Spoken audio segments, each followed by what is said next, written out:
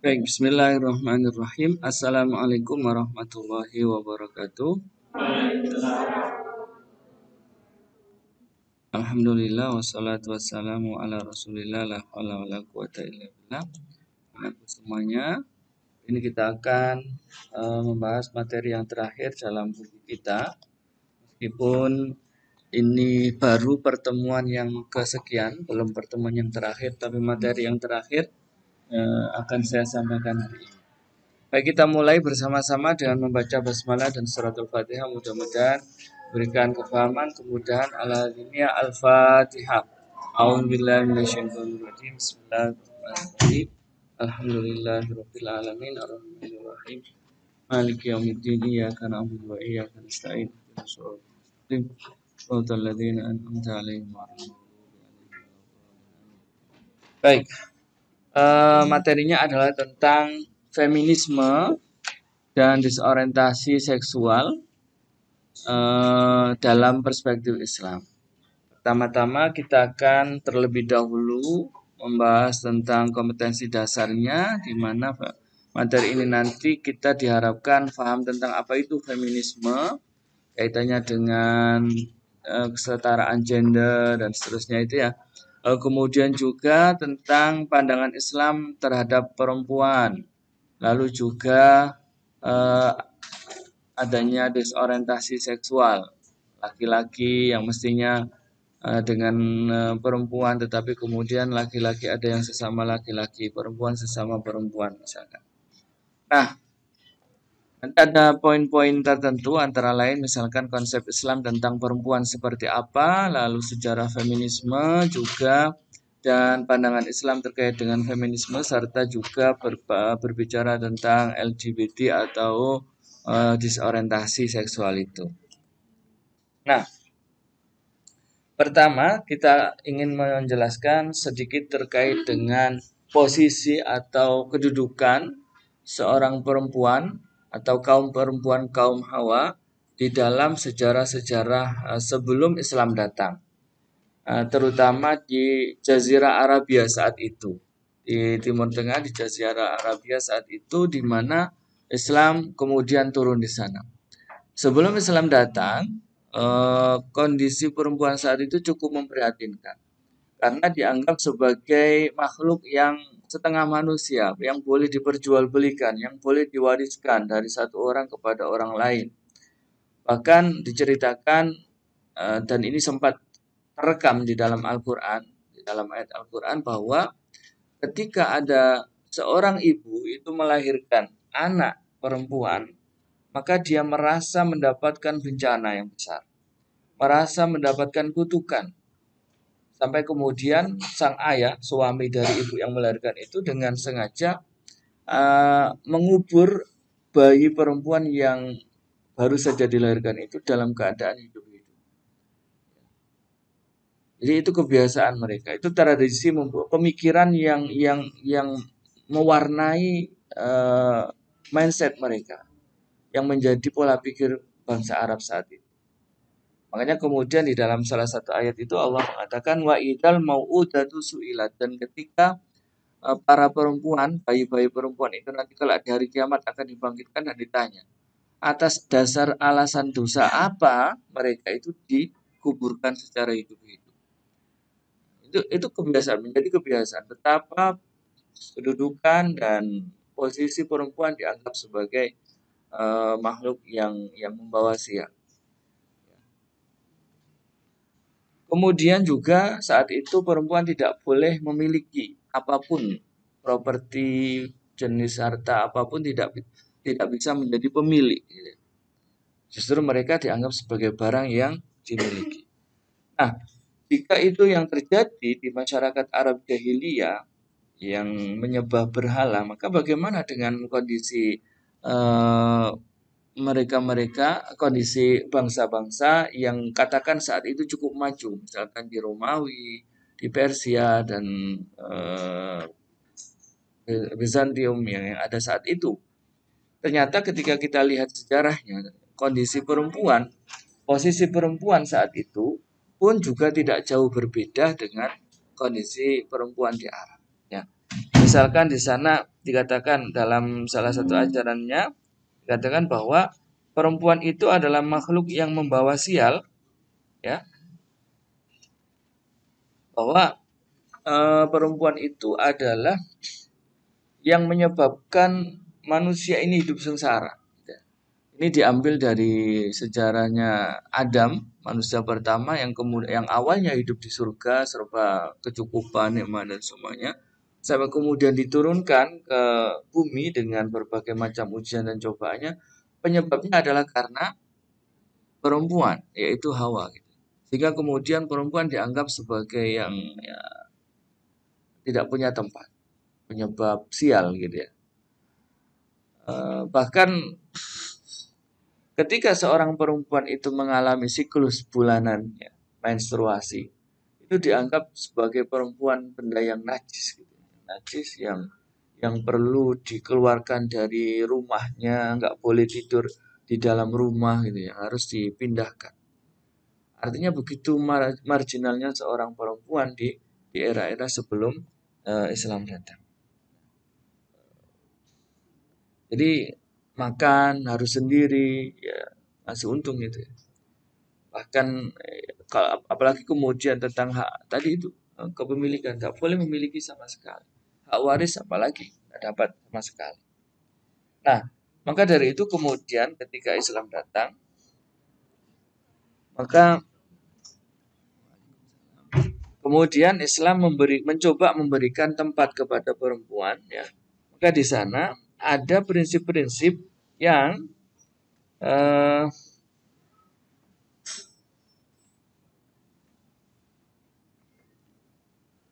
ingin ditanamkan oleh Islam. Prinsip-prinsip tentang kesetaraan antara laki-laki dan perempuan. Nah, di antaranya misalkan dijelaskan di dalam buku kalian itu bahwa pada dasarnya Islam mengajarkan laki-laki dan perempuan itu punya kedudukan yang sama, punya posisi yang sama. Mereka harus ditempatkan dalam satu altar yang sama, harus berada dalam satu baris yang sama. Misalkan kita membaca di dalam surat Al-Hujurat, ya. Surat Al-Hujurat ayat berapa itu? 13. Kita lihat di sini misalkan dalam surat Al-Hujurat ayat 11 itu Allah menyatakan 13, maaf. Ya ayyuhan nasu inna khalaqnakum min dzakari wa untha wa ja'alnakum syu'uban wa qabaila lita'arafu. Wahai manusia, Allah menciptakan kalian dari jenis laki-laki dan perempuan. Artinya memang dua-duanya adalah ciptaan Allah yang punya kedudukan yang sama. Bahkan ditegaskan di akhir ayat ini, Allah mengatakan, Inna akramakum indallahi atqakum. Sesungguhnya orang yang paling mulia di antara kalian adalah orang yang paling bertakwa. Tidak pandang bulu apakah itu dia laki-laki maupun perempuan. Kalau dia yang paling bertakwa, lebih bertakwa ya lebih mulia. Bukan berdasarkan jenis kelaminnya. Perempuan itu penyebab sial, perempuan itu banyak dosa dan seterusnya, tidak. Tapi selama mereka bisa menempatkan diri sebagai pribadi yang bertakwa kepada Allah, semakin tinggi nilai takwanya maka semakin mulia dia di sisi Allah Subhanahu wa taala. Ini salah satu ayat yang menekankan bahwa laki-laki perempuan yang diciptakan oleh Allah itu tidak berpengaruh kepada posisinya, kedudukannya di mata Allah Subhanahu wa taala. Ya. Atau misalkan juga di dalam surat An-Nahl ayat 97. Coba kita lihat surat An-Nahl ayat 97.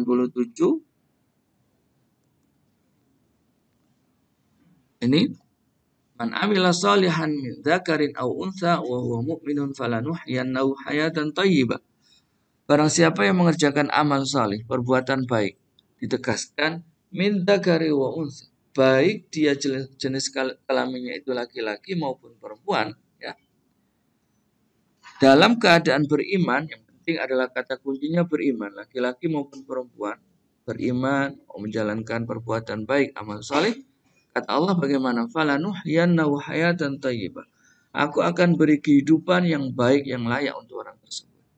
Laki-laki yang belajar ya, menempuh pendidikan yang tinggi akan diberikan kedudukan yang sama dengan perempuan yang belajar yang juga menempuh pendidikannya. Kesempatan diberikan oleh Allah secara sama baik kepada laki-laki maupun perempuan.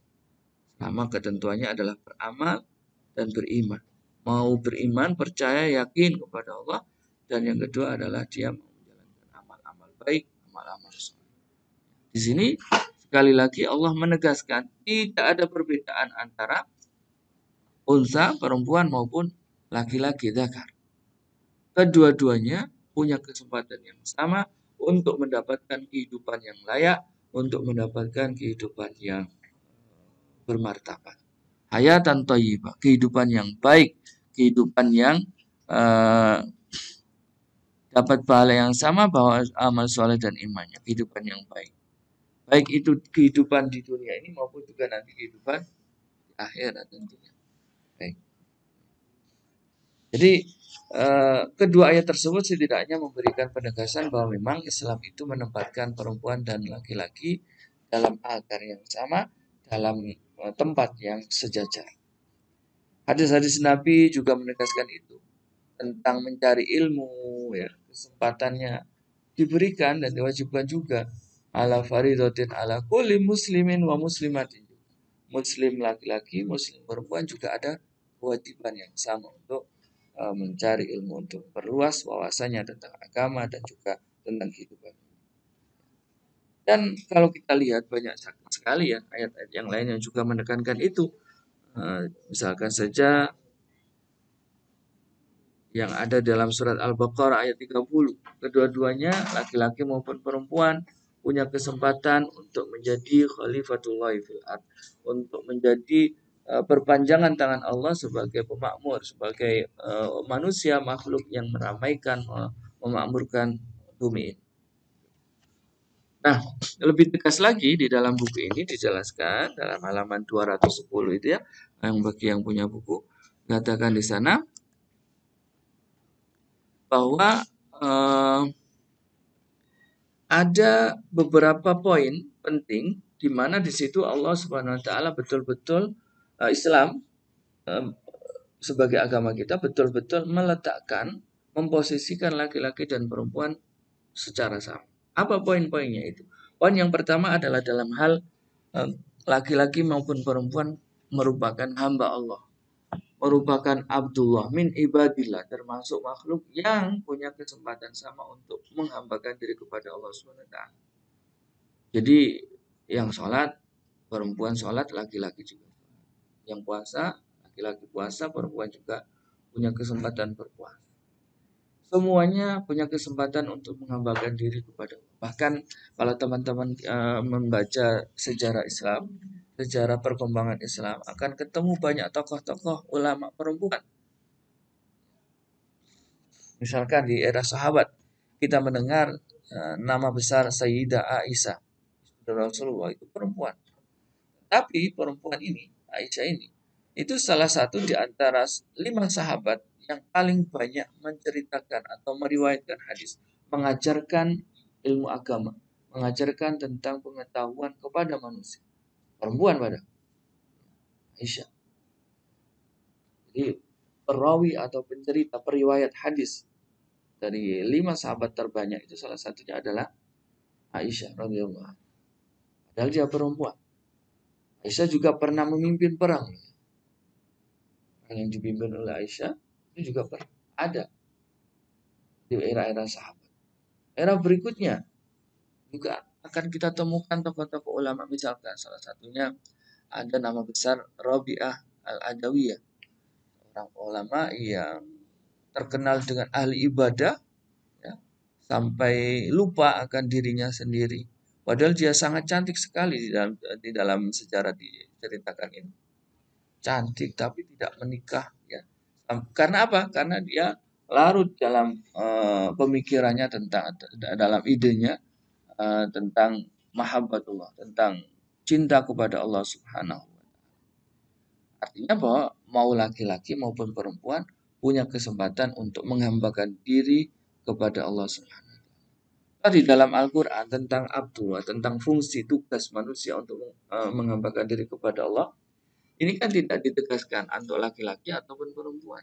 Allah hanya mengatakan wa ma khalaqtul jinna wal insa illa liya'budun, seperti yang ada di dalam surat Az-Zariyat ayat 56 itu. Aku tidak ciptakan manusia yang laki-laki atau perempuan, sama saja, tidak dibedakan. Kecuali hanya untuk menghambakan diri kepadaku. Jadi di situ sekali lagi tidak ada perbedaan laki-laki dalam hal penghambaan diri kepada Allah. Poin yang kedua, di mana laki-laki dan perempuan diberikan kedudukan yang sama, hak yang sama, adalah tentang masalah beban atau taklif, tuntutan, dituntut. Laki-laki perempuan punya tanggung jawab yang sama di hadapan Allah. Kedua-duanya nanti akan mempertanggungjawabkan ya apa yang dia lakukan di hadapan Allah secara sama. Coba kita lihat surat Al-Mu'min ayat 40. Al-Mu'min ayat 40 Allah mengatakan apa?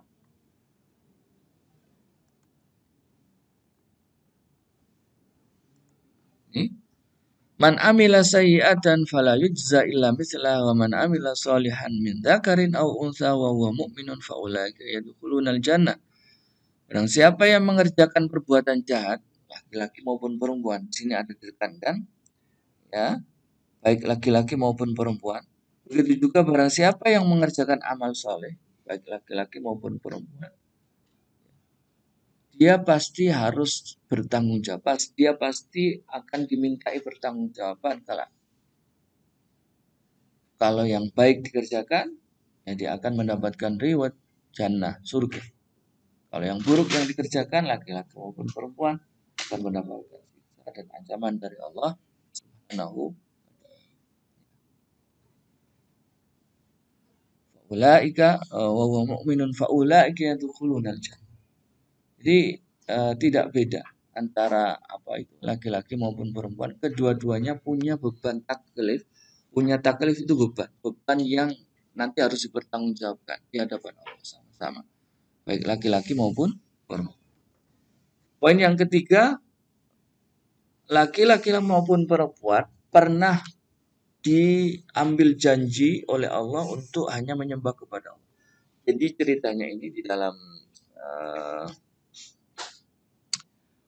ketika ruh ini belum ditiupkan ke dalam jasad manusia, ke dalam rahim seorang ibu yang sedang mengandung, itu sebelum ditiupkan dahulu itu pernah diambil janji oleh Allah. Janjinya apa?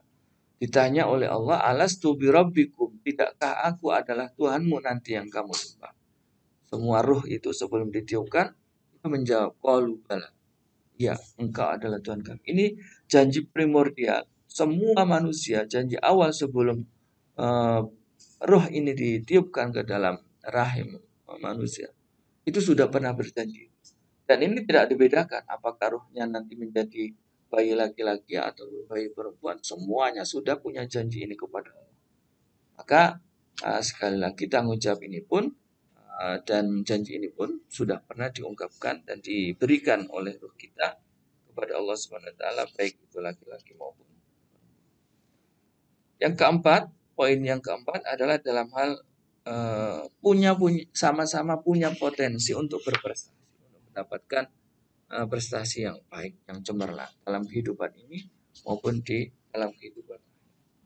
Coba dilihat surat Al-Imran ayat 195 dan ayat-ayat yang lain, itu menunjukkan bahwa memang laki-laki dan perempuan sama-sama diberikan potensi untuk bisa menjadi orang-orang yang sukses.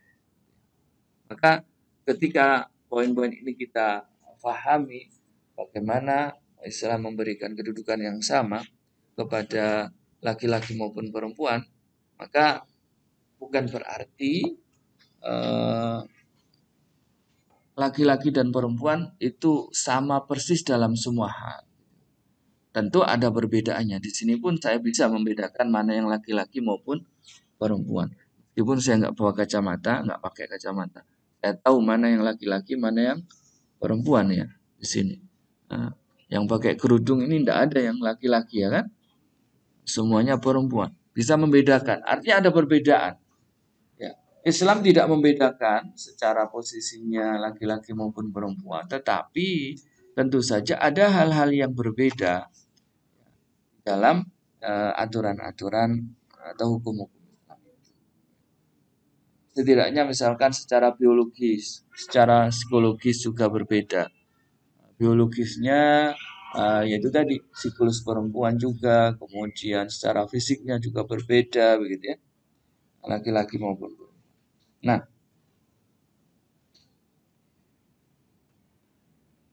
misalkan juga di dalam hal keluarga, hubungan keluarga. Islam menempatkan laki-laki itu sebagai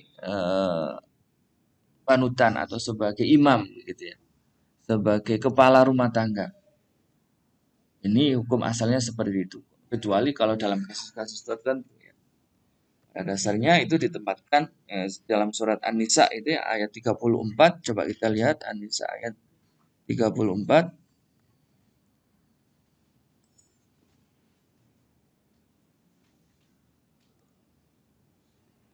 Menyatakan ar-rijalu qawwamuna 'alan nisa.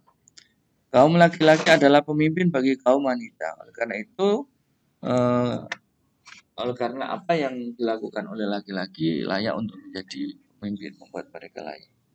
Ya. Ada memang dalam beberapa hal itu. Dalam cara aurat, misalkan auratnya perempuan berbeda dengan laki-laki. Saya tidak bisa membayangkan bagaimana kalau misalkan auratnya perempuan disamakan dengan laki-laki yang antara pusar dan lutut saja, misalkan. Itu akan menjadi masalah. Kemudian juga apa namanya, ketika sholat, ketika eh, dalam keluarga, hubungan keluarga yang harus ada laki-laki ayah dan ibu dan seterusnya itu tentu ada hal-hal detail yang mana Islam mengatur dan membedakan antara laki-laki dan perempuan. Tetapi secara umum pada garis-garis atau poin-poin yang saya sebutkan tadi, pada perlakuan-perlakuan yang bersifat pokok, Islam tidak membedakan antara laki-laki dan perempuan. Hanya permasalahan-permasalahan kecil yang mendetail itu yang kemudian diatur oleh Islam agar apa? Agar fungsi manusia untuk menjalin rumah tangga, hubungan sosial, kemasyarakatan, kekeluargaan itu bisa berjalan dengan baik. Kita tidak bisa membayangkan semuanya ingin menjadi perempuan gitu.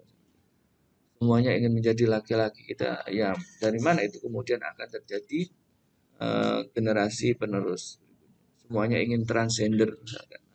Bahaya. Nah, ada hak-hak perempuan yang justru diistimewakan ya. Hak perempuan yang justru diistimewakan. Dalam sejarah Nabi memberikan hari khusus untuk perempuan belajar. Ada hak yang justru diberikan secara khusus, privilege.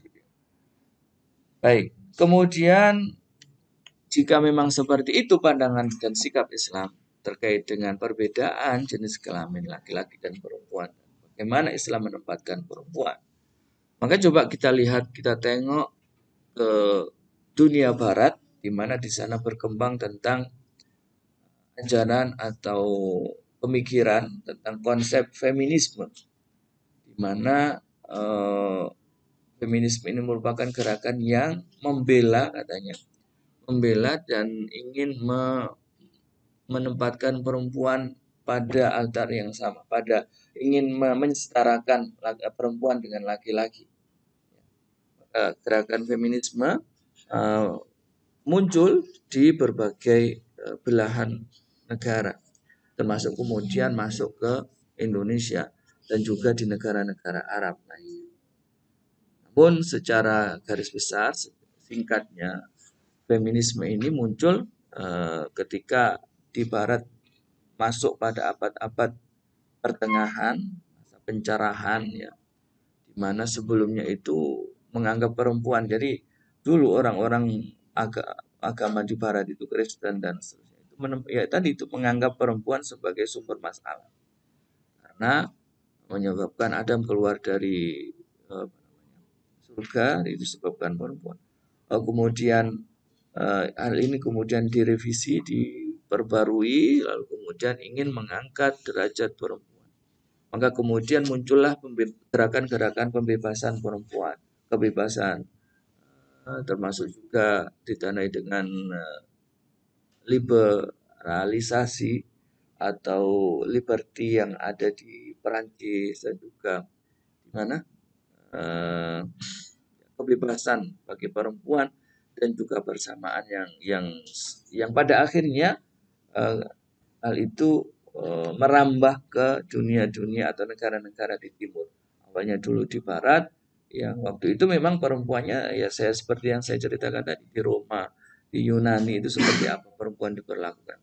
Itu kemudian terjadi revolusi ya, sampai kemudian memunculkan gerakan feminisme ini. Nah, awalnya di sana. Lalu kemudian menyebar ke dunia-dunia timur, termasuk masuk ke dalam ajaran Islam juga. Maka kemudian belakangan ada muncul istilah feminisme Islam atau feminisme Muslim, feminisme yang sejalan dengan ajaran-ajaran Islam, feminisme. Nah, di dalam buku ini setidaknya ada 3 macam ragam, ada tiga ragam feminisme yang perlu kita pahami bersama. Yang pertama adalah ada feminisme Marxis. Feminisme Marxis itu melihat bahwa kenapa ada ketimpangan, kesenjangan, dan marginalisasi kepada kaum perempuan. Mereka melihat ternyata setelah diamati, itu ternyata karena perempuan itu tidak bisa mencari uang, perempuan itu tidak bisa bekerja di luar rumah, mereka hanya di dapur, atau kemudian di kasur, atau juga di sumur gitu ya. Di tiga tempat itu saja kegiatan perempuan itu. Sementara laki-laki dia harus pergi ke luar rumah, bahkan ke luar negeri, untuk mencari uang yang kemudian dibawa pulang. Ini penyebab dalam pandangan Marxis ya. Penyebab kemudian kenapa perempuan kok sering kali mendapatkan tempat yang di bawah laki-laki, mendapatkan perlakuan tidak adil dari kaum laki-laki. Penyebabnya adalah karena faktor ekonomi. Maka tidak heran kemudian jika pada akhirnya feminisme Marxis ini berjuang, mereka yang punya paham ini berjuang untuk memberikan kesempatan kepada kaum perempuan agar juga bisa kerja di luar rumah. Bekerja menjadi kontraktor, menjadi pegawai, menjadi semuanya ya, termasuk seperti yang kita rasakan saat ini, di mana perempuan-perempuan itu sekarang sudah punya hak untuk menjadi bekerja, menjadi pegawai sebagaimana hak yang dimiliki oleh laki-laki secara muncul dari pandangan feminisme Marxis ini. Ada juga paham atau pemikiran feminisme yang cenderung kepada yang cenderung radikal. Dia melihat ketimpangan atau marginalisasi kepada kaum perempuan. Perempuan dianggap lemah dan seterusnya itu karena dari faktor fisiknya. Perempuan itu cenderung lemah, ya, tenaganya nggak kuat gitu. Kemudian secara fisiknya juga mengalami menstruasi, kemudian jadi mereka jadi lemah dan tidak bisa hal-hal semacam itu yang dilihat dari faktor fisiknya gitu ya, menyebabkan mereka kemudian ditindas oleh laki-laki. Di hadapan laki-laki mereka lemah gitu ya, mengalami haid, menopause, hamil gitu ya, kesakitan saat haid, menyusui dan seterusnya, kegiatan-kegiatan atau fisik mereka yang mendukung itu semuanya, itulah yang menyebabkan perempuan ditindas dan tidak dihormati oleh kaum laki-laki. Maka dari feminisme radikal inilah kemudian muncul ide perempuan itu harusnya diberikan kebebasan untuk berganti jenis kelamin. Jadi operasi yang awalnya punya rahim rahimnya dibuang, dihilangkan, jenis kelaminnya alat kelaminnya diganti gitu. Sampai transgender yang kita kenal istilah dengan transgender, ganti gender. Laki-laki ganti perempuan, yang perempuan ganti laki-laki. Ini berawal dari ide feminisme radikal. Juga ada yang feminisme liberal. Feminisme yang semangatnya adalah memberikan kebebasan kepada perempuan dalam kehidupan sosial, dalam beragama, dalam apapun ya, menjalankan kehidupannya di masyarakat. Mereka cenderung dibebaskan saja, tidak boleh dilarang.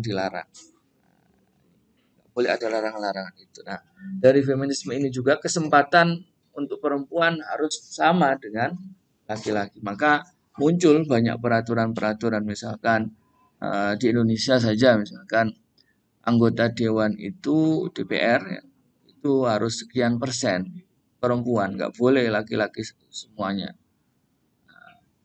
Kemudian juga dalam organisasi-organisasi tertentu itu juga harus ada perempuannya, nggak boleh laki-laki semua.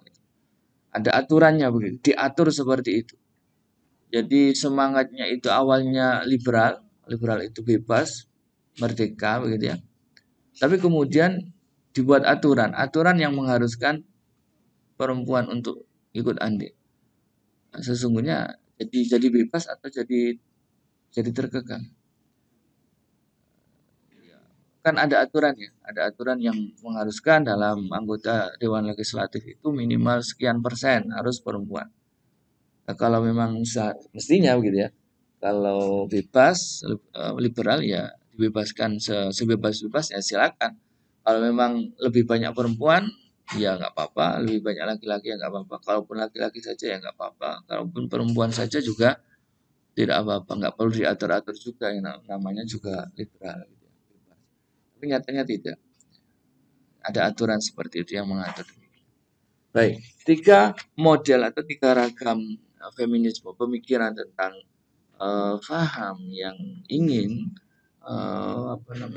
menyelesaikan permasalahan ketimpangan antara laki-laki dan perempuan itu tentu saja perlu kita lihat dari sudut pandang Islam. Maka feminisme yang demikian itu bagaimana Islam melihatnya? Tentu saja seperti yang saya sampaikan tadi ya di awal, bahwa memang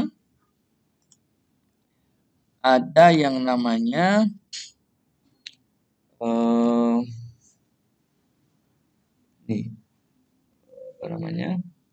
feminisme Islam. Pada akhirnya begitu. Ini nanti kemudian mencoba mengkaji isu-isu feminisme itu dilihat dari perspektif sudut pandang agama Islam. Apakah bisa diterima atau bagaimana, ada yang bisa atau tidak. Maka disinilah penting untuk kemudian menghadirkan pandangan Islam. Seperti yang bisa kalian baca di halaman 216 sampai 218 itu, di mana di sana pada umumnya bisa kita katakan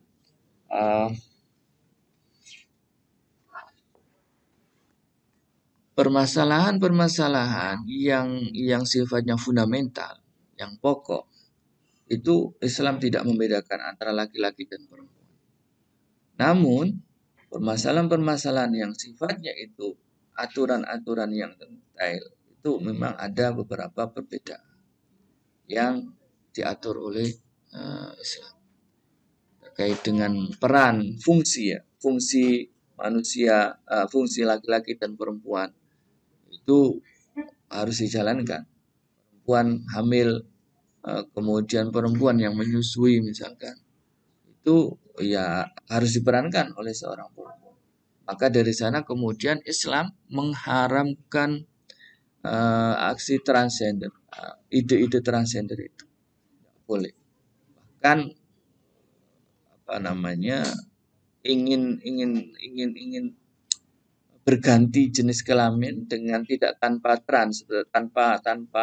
berganti dengan operasi itu pun sudah tidak diperbolehkan. Misalkan laki-laki bergaya berlagak seperti perempuan, itu juga tidak diperbolehkan, dilarang. Begitu juga perempuan yang berlagak dan bergaya seperti laki-laki itu juga tidak diperkenankan. Ada aturan-aturan semacam itu. Semuanya ini tentu saja agar fungsi, sekali lagi fungsi manusia untuk memakmurkan dan meramaikan bumi ini dapat berjalan dengan baik. Maka tidak, kalaupun dipaksakan misalkan, saya tidak yakin bisa terjadi dengan baik. Bahkan laki-laki disuruh pasang rahim di dalam perutnya.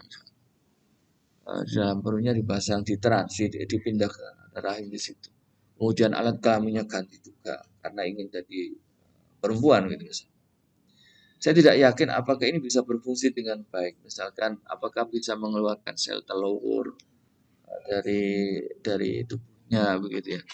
Karena memang kodratnya Allah menciptakan itu manusia laki-laki dan perempuan dibekali dengan hormon yang berbeda, dengan apa istilahnya sel yang berbeda juga, sehingga kemudian akan akan sangat riskan. Tidak hanya sekedar hanya masalah alat kelaminnya saja, tetapi banyak ya, hal lainnya juga Allah bedakan antara laki-laki dan perempuan.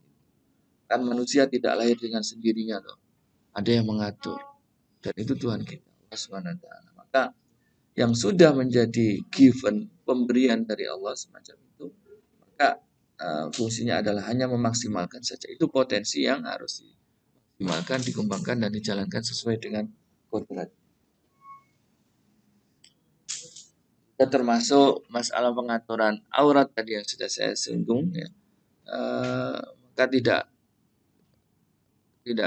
tepat jika kemudian ada sebagian feminis yang orang-orang berpaham feminis itu mengkritik kalau perempuan disuruh pakai jilbab menutup auratnya, kepalanya, menutup badannya. Kenapa laki-lakinya tidak disuruh nutup matanya saja biar nggak melihat? Pakai apa begitu, kacamata kuda atau apa gitu, nggak bisa lihat kiri kan?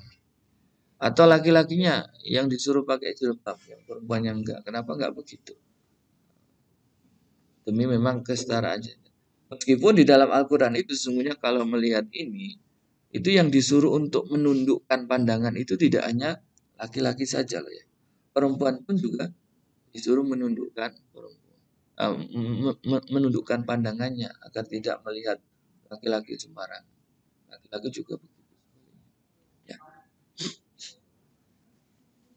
Nah, kemudian juga hal-hal yang berkaitan dengan fisiologinya, psikologinya juga itu akan ada perbedaan antara laki-laki dan termasuk juga dalam pengaturan keluarga. Maksudnya mengapa kok yang laki-laki? Ya, meskipun dalam kasus-kasus tertentu sifatnya kasuistik ya, dalam beberapa keluarga yang jadi kepala keluarga itu perempuannya ada. Itu juga tidak masalah, tidak kemudian melanggar aturan haram begitu. Justru itu diwadahi, tetap ada ruangan ya untuk kemudian ada ruang bagi Islam memberikan ruang kepada perempuan untuk bisa menghidupi keluarganya, bekerja sesuai. Baik, yang terakhir adalah tentang disorientasi seksual, LGBT, lesbian, gay, biseksual. Biseksual itu gimana? Biseksual. Nah, biseksual itu berarti ya senang laki-laki, ya senang perempuan gitu. Atau L-nya ini, T-nya ini transgender. Itu uh, ini hal-hal yang menyimpang tentunya. Hanya disebut disorientasi. Menyimpang dari fitrah manusia sebagaimana diciptakan Allah Subhanahu wa taala. Dalam sejarahnya dulu sudah pernah ada ya.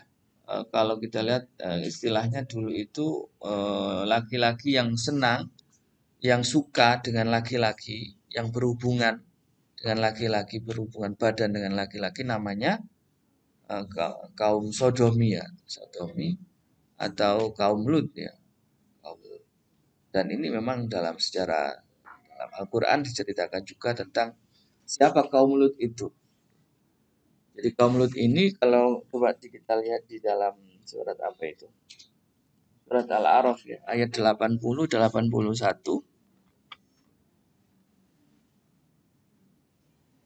Di sini walutan id qala liqaumihi atatunal fahisyata ma sabaqakum biha min ahadin minal alamin. Lut berkata kepada kaumnya, mengapa kamu mengerjakan perbuatan fahisyah, perbuatan buruk itu bersama dengan sesama laki-laki. Artinya, makanya namanya disebut kaum Lut ya, atau liwat ya, perbuatannya itu. Jadi laki-laki dengan laki-laki. Di mana ini dulu sebelum kaum Lut itu tidak ada perbuatan menyimpang ini. Mulai Nabi Adam kita lihat Adam punya pasangan perempuan, anaknya juga pasangannya perempuan sampai begitu Nabi Muhammad. Sampai kemudian pada kaum Lut ini, mulai terjadi penyimpangan. Dan saat itu yang terjadi adalah laki-laki senang dengan laki-laki.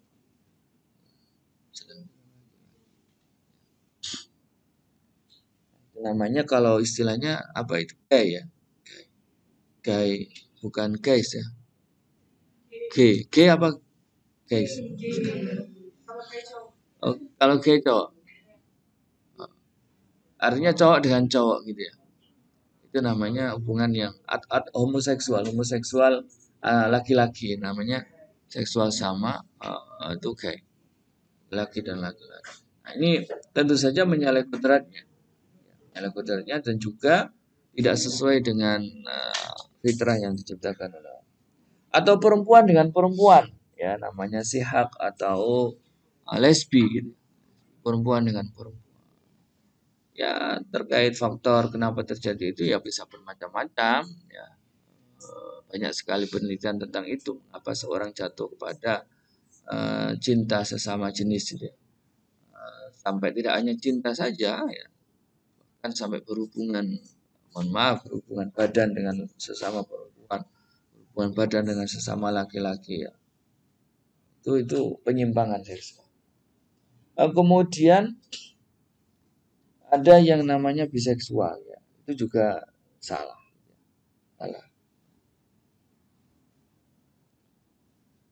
Yang terakhir adalah transgender di mana ini merupakan pelanggaran yang besar di mana laki-laki berubah. Secara garis besar ya saya bisa katakan seluruh umat Islam atau seluruh ulama Islam itu mengharamkan disorientasi seksual tadi. Gay, lesbi, seksual ataupun juga transgender. Secara semuanya ulama-ulama fikih mengharamkan itu. Bahkan di dalam Al-Quran sendiri sudah disindir, diancam oleh Allah. Kaumnya Lut ini oleh Allah langsung ditenggelamkan, langsung di balik buminya. Artinya mereka ditelan oleh bumi orangnya itu. Belakangan saja kemudian muncul model-model baru ya dengan alasan apakah itu HAM, apakah itu hak asasi manusia atau apalah, alasan kan itu yang mereka jadikan sebagai satu-satunya argumen yang itu kan hak asasi mereka. Tapi yang jelas sudut pandang Islam tidak memperbolehkan itu. Tegas sekali Islam mengharamkan itu. Maka teman semuanya mudah-mudahan tidak ada yang sesama jenis begitu. Kalaupun ada mudah-mudahan diberikan pertolongan dan bisa segera konsultasi dengan para psikolog dan yang bisa menangani itu. Karena itu sekali lagi itu menyimpang dari kodrat yang asli. Ya. Baik, saya kira itu teman-teman untuk presentasi kita pada pertemuan hari ini. Mudah-mudahan dapat difahami dan jika ada pertanyaan-pertanyaan nanti kita bisa diskusikan dalam forum berikutnya. Silakan teman-teman jika ada pertanyaan saya persilahkan. Go.